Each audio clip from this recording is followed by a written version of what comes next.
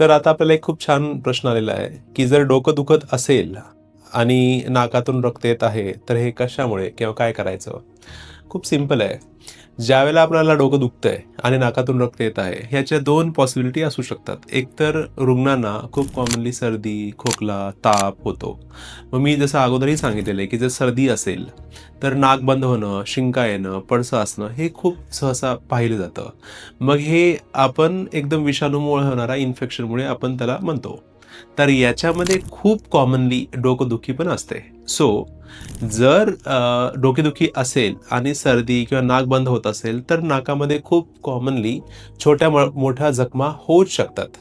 So मग अशा वेळेला जर नाकामध्ये जखमा होत असतील, त्याच्यासोबत डोकेदुखी पण असू शकते. त्याच्यामुळे थोडंसं नाकातून रक्त येऊ शकतं. ही पहिली पॉसिबिलिटी.